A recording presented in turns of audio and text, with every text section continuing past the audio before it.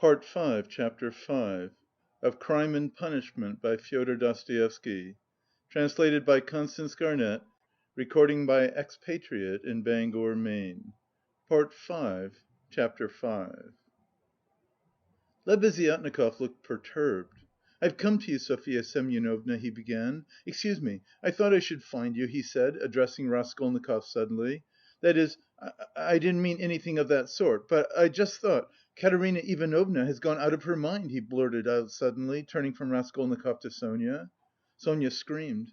"At least it seems so. But we don't know what to do, you see. She came back. She seems to have been turned out somewhere, perhaps beaten. So it seems at least... She had run to your father's former chief, she didn't find him at home. He was dining at some other general's. Only fancy, she rushed off there to the other general's, and imagine, she was so persistent that she managed to get the chief to see her, had him fetched out from dinner, it seems. You can imagine what happened. She was turned out, of course, but according to her own story, she abused him and threw something at him. One may well believe it. How it is she wasn't taken up I can't understand. Now she's telling everyone, including Amalia Ivanovna, but it's difficult to understand her, she is screaming and flinging herself about. Oh yes, she shouts that since everyone has abandoned her, she will take the children and go into the street with a barrel organ, and the children will sing and dance, and she too, and collect money, and will go every day under the general's window, to let everyone see well-born children whose father was an official begging in the street. She keeps beating the children and they are all crying. She is teaching Lida to sing My Village, the boy to dance, Polenka the same. She is tearing up all the clothes and making them little caps like actors. She means to carry a tin basin and make it tinkle instead of music. She won't listen to anything. Imagine the state of things, it's beyond anything." Lebeziatnikov would have gone on, but Sonia, who had heard him almost breathless, snatched up her cloak and hat and ran out of the room, putting on her things as she went. Raskolnikov followed her, and Lebeziatnikov came after him. "She has certainly gone mad," he said to Raskolnikov as they went out into the street. "I didn't want to frighten Sofya Semyonovna, so I said 'it seemed like it,' but there isn't a doubt of it. They say that in consumption the tubercles sometimes occur in the brain. It's a pity I know nothing of medicine. I did try to persuade her, but she wouldn't listen." "Did you talk to her about the tubercles?" "Not precisely of the tubercles, besides she wouldn't have understood, but what I say is, that if you can convince a person logically that he has nothing to cry about, he'll stop crying, that's clear. Is it your conviction that he won't?" "Life would be too easy if it were so," answered Raskolnikov. Excuse me. Of course it would be rather difficult for Katerina Ivanovna to understand.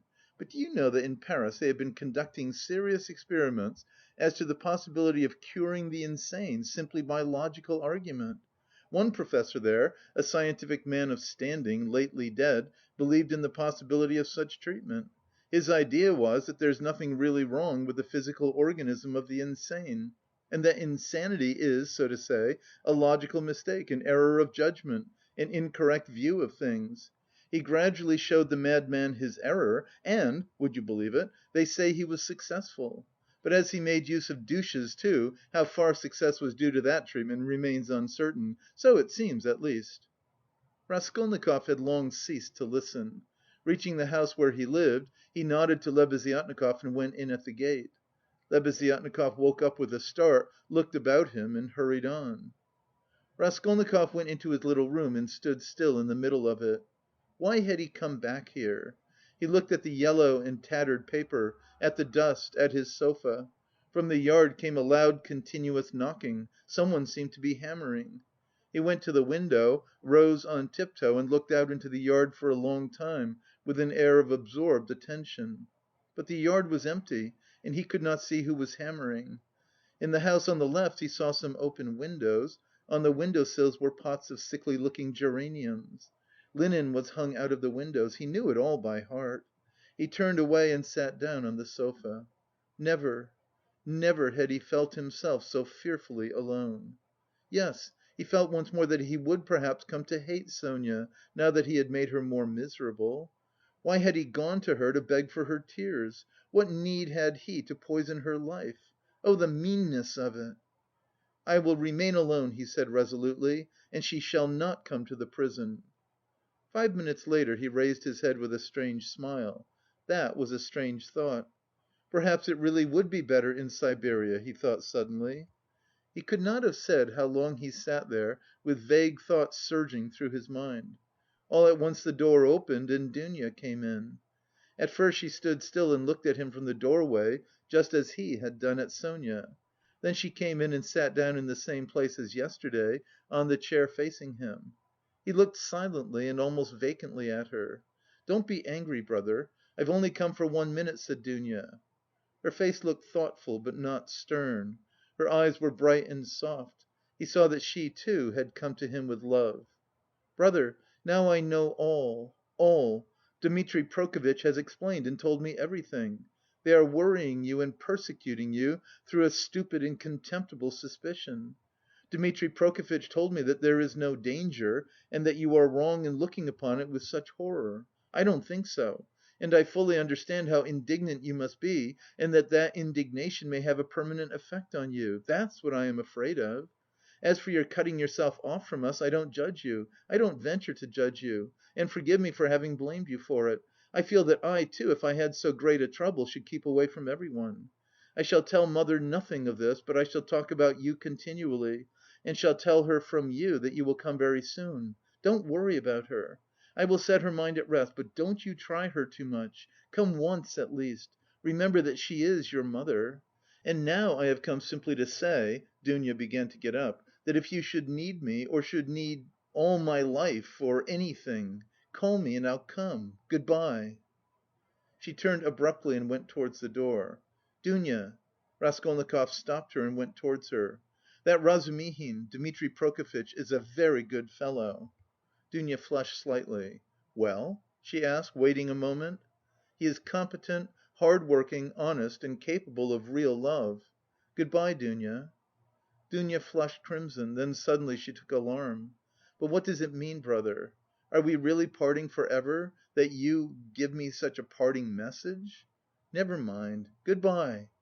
He turned away and walked to the window. She stood a moment, looked at him uneasily and went out troubled. No, he was not cold to her. There was an instant, the very last one, when he had longed to take her in his arms and say good bye to her, and even to tell her, but he had not dared even to touch her hand. Afterwards she may shudder when she remembers that I embraced her, and will feel that I stole her kiss. And would she stand that test? He went on a few minutes later to himself. No, she wouldn't. Girls like that can't stand things, they never do. And he thought of Sonia. There was a breath of fresh air from the window. The daylight was fading. He took up his cap and went out. He could not, of course, and would not consider how ill he was. But all this continual anxiety and agony of mind could not but affect him. And if he were not lying in high fever, it was perhaps just because this continual inner strain helped to keep him on his legs and in possession of his faculties. But this artificial excitement could not last long. He wandered aimlessly. The sun was setting. A special form of misery had begun to oppress him of late. There was nothing poignant, nothing acute about it, but there was a feeling of permanence, of eternity about it. It brought a foretaste of hopeless years of this cold, leaden misery, a foretaste of an eternity on a square yard of space. Towards evening this sensation usually began to weigh on him more heavily. With this idiotic, purely physical weakness, depending on the sunset or something, one can't help doing something stupid. "You'll go to Dounia as well as to Sonia," he muttered bitterly. He heard his name called. He looked round. Lebeziatnikov rushed up to him. "Only fancy, I've been to your room looking for you. Only fancy, she's carried out her plan and taken away the children. Sofya Semyonovna and I have had a job to find them. She is rapping on a frying pan and making the children dance. The children are crying. They keep stopping at the crossroads and in front of shops. There's a crowd of fools running after them. Come along!" "And Sonia?" Raskolnikov asked anxiously, hurrying after Lebeziatnikov. "Simply frantic. That is, it's not Sofya Semyonovna's frantic, but Katerina Ivanovna, though Sofya Semyonovna's frantic too. But Katerina Ivanovna is absolutely frantic. I tell you she is quite mad. They'll be taken to the police, you can fancy what an effect that will have. They are on the canal bank near the bridge now, not far from Sofya Semyonovna's, quite close." On the canal bank near the bridge, and not 2 houses away from the one where Sonia lodged, there was a crowd of people. consisting principally of gutter children. The hoarse, broken voice of Katerina Ivanovna could be heard from the bridge, and it certainly was a strange spectacle, likely to attract a street crowd. Katerina Ivanovna in her old dress with the green shawl, wearing a torn straw hat, crushed in a hideous way on one side, was really frantic. She was exhausted and breathless. Her wasted, consumptive face looked more suffering than ever, and indeed out of doors in the sunshine a consumptive always looks worse than at home. But her excitement did not flag, and every moment her irritation grew more intense. She rushed at the children, shouted at them, coaxed them, told them before the crowd how to dance and what to sing, began explaining to them why it was necessary, and driven to desperation by their not understanding, beat them. Then she would make a rush at the crowd. If she noticed any decently dressed person stopping to look, she immediately appealed to him to see what these children, from a genteel, one may say aristocratic house, had been brought to. If she heard laughter or jeering in the crowd, she would rush at once to the scoffers and begin squabbling with them. Some people laughed, others shook their heads, but everyone felt curious at the sight of the mad woman with the frightened children.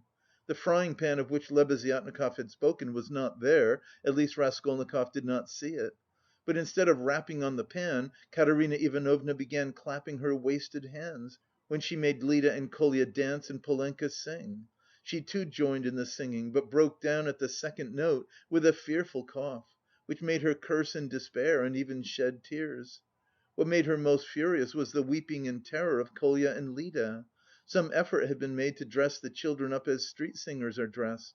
The boy had on a turban made of something red and white to look like a Turk. There had been no costume for Lida, she simply had a red knitted cap, or rather a nightcap that had belonged to Marmeladov, decorated with a broken piece of white ostrich feather, which had been Katerina Ivanovna's grandmother's, and had been preserved as a family possession. Polenka was in her everyday dress. She looked in timid perplexity at her mother and kept at her side, hiding her tears. She dimly realised her mother's condition and looked uneasily about her. She was terribly frightened of the street and of the crowd. Sonia followed Katerina Ivanovna, weeping and beseeching her to return home, but Katerina Ivanovna was not to be persuaded. "Leave off, Sonia, leave off," she shouted, speaking fast, panting and coughing. "You don't know what you ask, you are like a child. I've told you before that I am not coming back to that drunken German. Let everyone, let all Petersburg see the children begging in the streets, though their father was an honourable man who served all his life in truth and fidelity, and one may say died in the service." Katerina Ivanovna had by now invented this fantastic story and thoroughly believed it. "Let that wretch of a general see it. And you are silly, Sonia, what have we to eat? Tell me that. We have worried you enough. I won't go on so." "Ah, Rodion Romanovitch, is that you?" she cried, seeing Raskolnikov and rushing up to him. "Explain to this silly girl, please, that nothing better could be done. Even organ grinders earn their living, and everyone will see at once that we are different, that we are an honourable and bereaved family reduced to beggary. And that general will lose his post, you'll see. We shall perform under his windows every day, and if the Tsar drives by I'll fall on my knees, put the children before me, show them to him, and say 'Defend us, father.' He is the father of the fatherless, he is merciful, he'll protect us, you'll see, and that wretch of a general. Lida, tournez-vous droite. Kolya, you'll dance again, why are you whimpering? Whimpering again? What are you afraid of, stupid? Goodness, what am I to do with them, Rodion Romanovitch? If you only knew how stupid they are! What's one to do with such children?" And she, almost crying herself, which did not stop her uninterrupted, rapid flow of talk, pointed to the crying children. Raskolnikov tried to persuade her to go home, and even said, hoping to work on her vanity, that it was unseemly for her to be wandering about the streets like an organ grinder, as she was intending to become the principal of a boarding school. "A boarding school? Ha ha ha! A castle in the air!" cried Katerina Ivanovna, her laugh ending in a cough. "No, Rodion Romanovitch, that dream is over, all have forsaken us. And that general, you know, Rodion Romanovitch, I threw an inkpot at him; it happened to be standing in the waiting room by the paper where you sign your name. I wrote my name, threw it at him and ran away. Oh, the scoundrels, the scoundrels! But enough of them, now I'll provide for the children myself, I won't bow down to anybody. She has had to bear enough for us," she pointed to Sonia. "Polenka, how much have you got? Show me. What? Only 2 farthings? Oh, the mean wretches! They give us nothing, only run after us, putting their tongues out. There, what is that blockhead laughing at?" She pointed to a man in the crowd. "It's all because Kolya here is so stupid. I have such a bother with him. What do you want, Polenka? Tell me in French, parlez-moi français. Why, I've taught you, you know some phrases. Else how are you to show that you are of good family, well brought up children and not at all like other organ grinders? We aren't going to have a Punch and Judy show in the street, but to sing a genteel song. Ah, yes, what are we to sing? You keep putting me out, but you see, we are standing here, Rodion Romanovitch, to find something to sing and get money, something Kolya can dance to. For as you can fancy, our performance is all impromptu. We must talk it over and rehearse it all thoroughly, and then we shall go to Nevsky, where there are far more people of good society, and we shall be noticed at once. Lida knows my village only, nothing but my village, and everyone sings that. We must sing something far more genteel. Well, have you thought of anything, Polenka? If only you'd help your mother! My memory's quite gone, or I should have thought of something. We really can't sing En hussar. Ah, let us sing in French. 5 sous, I have taught it you, I have taught it you. And as it is in French, people will see at once that you are children of good family, and that will be much more touching. You might sing Marlborough s'en va-t-en guerre, for that's quite a child's song and is sung as a lullaby in all the aristocratic houses.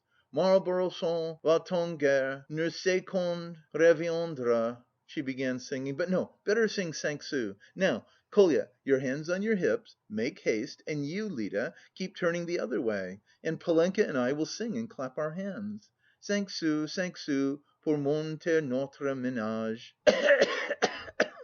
"Set your dress straight, Polenka, it slipped down on your shoulders," she observed, panting from coughing. "Now it's particularly necessary to behave nicely and genteelly, that all may see that you are well-born children. I said at the time that the bodice should be cut longer and made of 2 widths. It was your fault, Sonia, with your advice to make it shorter, and now you see the child is quite deformed by it. Why, you're all crying again. What's the matter, stupids? Come, Kolya, begin. Make haste, make haste. Oh, what an unbearable child! 5 sous, 5 sous. A policeman again! What do you want?" A policeman was indeed forcing his way through the crowd. But at that moment a gentleman in civilian uniform and an overcoat, a solid‐looking official of about 50 with a decoration on his neck, which delighted Katerina Ivanovna and had its effect on the policeman, approached and without a word handed her a green 3 rouble note. His face wore a look of genuine sympathy. Katerina Ivanovna took it and gave him a polite, even ceremonious bow. "I thank you, honoured sir," she began loftily. "The causes that have induced us take the money, Polenka. You see there are generous and honourable people who are ready to help a poor gentlewoman in distress. You see, honoured sir, these orphans of good family, I might even say of aristocratic connections, and that wretch of a general sat eating grouse and stamped at my disturbing him. 'Your Excellency,' I said, 'protect the orphans, for you knew my late husband, Semyon Zaharovitch, and on the very day of his death the basest of scoundrels slandered his only daughter.' That policeman again! 'Protect me!' she cried to the official. 'Why is that policeman edging up to me? We have only just run away from one of them. What do you want, fool?' 'It's forbidden in the streets. You mustn't make a disturbance.' 'It's your making a disturbance. It's just the same as if I were grinding an organ. What business is it of yours?' 'You have to get a licence for an organ, and you haven't got one, and in that way you collect a crowd. Where do you lodge?' 'What? A licence?' wailed Katerina Ivanovna. 'I buried my husband to day. What need of a licence?' 'Calm yourself, madam, calm yourself,' began the official. 'Come along, I will escort you. This is no place for you in the crowd. You are ill.' 'Honoured sir, you don't know,' screamed Katerina Ivanovna. 'We are going to the Nevsky. Sonia, Sonia, where is she? She is crying too. What's the matter with you all? Kolya, Lida, where are you going?' she cried suddenly in alarm. 'Oh, silly children! Kolya, Lida, where are they off to?' Kolya and Lida, scared out of their wits by the crowd and their mother's mad pranks, suddenly seized each other by the hand and ran off at the sight of the policeman who wanted to take them away somewhere. Weeping and wailing, poor Katerina Ivanovna ran after them. She was a piteous and unseemly spectacle as she ran, weeping and panting for breath. Sonia and Polenka rushed after them. Bring them back, Sonia! Oh, stupid, ungrateful children! Polenka, catch them, it's for your sakes I..." She stumbled as she ran and fell down. "She's cut herself, she's bleeding! Oh dear!" cried Sonia, bending over her. All ran up and crowded around. Raskolnikov and Lebeziatnikov were the first at her side. The official, too, hastened up, and behind him the policeman who muttered "Bother!" with a gesture of impatience, feeling that the job was going to be a troublesome one. Pass on!" he said to the crowd that pressed forward. "She's dying!" someone shouted. "She's gone out of her mind," said another. "Lord have mercy upon us," said a woman, crossing herself. "Have they caught the little girl and the boy? They're being brought back. The elder one's got them. Ah, the naughty imps!" When they examined Katerina Ivanovna carefully, they saw that she had not cut herself against a stone, as Sonia thought, but that the blood that stained the pavement red was from her chest. "I've seen that before," muttered the official to Raskolnikov and Lebeziatnikov. "That's consumption. The blood flows and chokes the patient. I saw the same thing with a relative of my own not long ago. Nearly a pint of blood, all in a minute. What's to be done, though? She is dying." This way to my room," Sonia implored. "I live here. See, that house, the second from here. Come to me, make haste," she turned from one to the other. "Send for the doctor. Oh, dear!" Thanks to the official's efforts, this plan was adopted, the policeman even helping to carry Katerina Ivanovna. She was carried to Sonia's room, almost unconscious, and laid on the bed. The blood was still flowing, but she seemed to be coming to herself. Raskolnikov, Lebeziatnikov and the official accompanied Sonia into the room, and were followed by the policeman, who first drove back the crowd which followed to the very door. Polenka came in holding Kolya and Lida, who were trembling and weeping. Several persons came in, too, from the Kapernaumovs' room: the landlord, a lame one-eyed man of strange appearance with whiskers and hair that stood up like a brush, his wife, a woman with an everlastingly scared expression, and several open-mouthed children with wonder-struck faces. Among these, Svidrigaïlov suddenly made his appearance. Raskolnikov looked at him with surprise, not understanding where he had come from and not having noticed him in the crowd. A doctor and priest were spoken of. The official whispered to Raskolnikov that he thought it was too late now for the doctor, but he ordered him to be sent for. Kapernaumov ran himself. Meanwhile Katerina Ivanovna had regained her breath. The bleeding ceased for a time. She looked with sick but intent and penetrating eyes at Sonia, who stood pale and trembling, wiping the sweat from her brow with a handkerchief. At last she asked to be raised. They sat her up on the bed, supporting her on both sides. "Where are the children?" she said in a faint voice. "You brought them, Polenka? Oh, the sillies! Why did you run away? Ah!" Once more her parched lips were covered with blood. She moved her eyes, looking about her. "So that's how you live, Sonia! Never once have I been in your room." She looked at her with a face of suffering.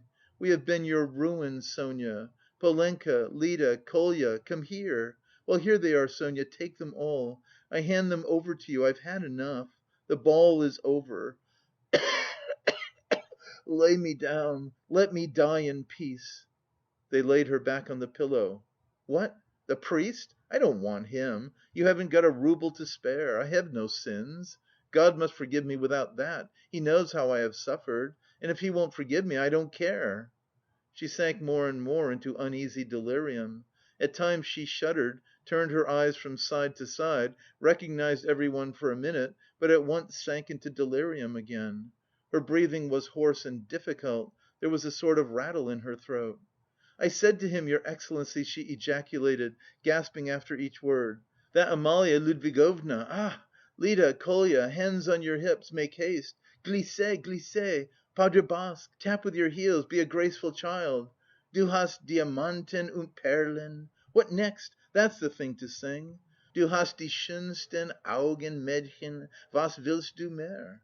What an idea! Was willst du mehr? What things the fool invents! Ah, yes!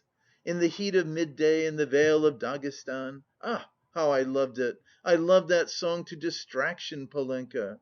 Your father, you know, used to sing it when we were engaged. Oh, those days! Oh, that's the thing for us to sing! How does it go? I've forgotten. Remind me. How was it?" She was violently excited and tried to sit up. At last, in a horribly hoarse, broken voice, she began, shrieking and gasping at every word, with a look of growing terror. "In the heat of midday, in the vale of Dagestan, with lead in my breast." "Your Excellency," she wailed suddenly, with a heartrending scream and a flood of tears, "protect the orphans! You have been their father's guest, one may say aristocratic." She started, regaining consciousness, and gazed at all with a sort of terror, but at once recognised Sonia. "Sonia, Sonia," she articulated softly and caressingly, as though surprised to find her there. "Sonia, darling, are you here too?" They lifted her up again. "Enough! It's over! Farewell, poor thing! I am done for! I am broken!" she cried with vindictive despair, and her head fell heavily back on the pillow.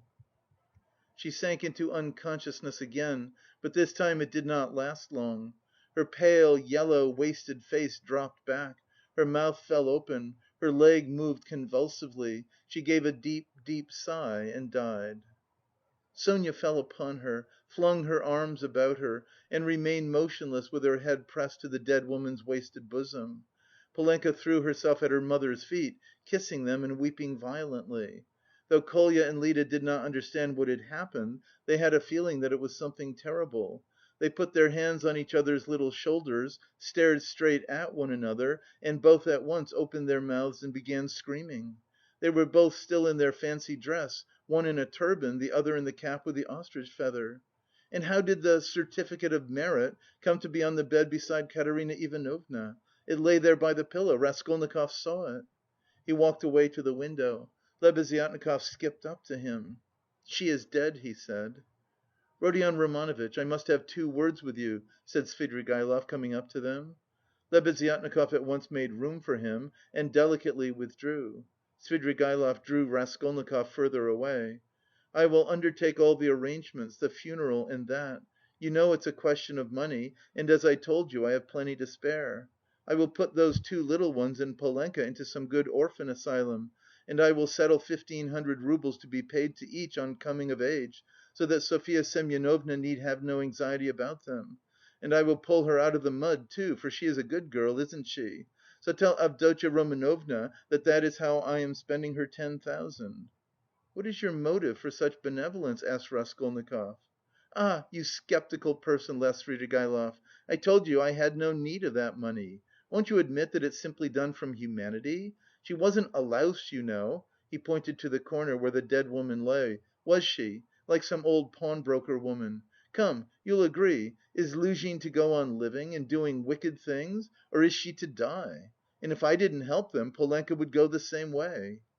He said this with an air of a sort of gay winking slyness, keeping his eyes fixed on Raskolnikov, who turned white and cold, hearing his own phrases spoken to Sonia. He quickly stepped back and looked wildly at Svidrigaïlov. "How do you know?" he whispered, hardly able to breathe. "Why, I lodge here at Madame Resslich's, the other side of the wall.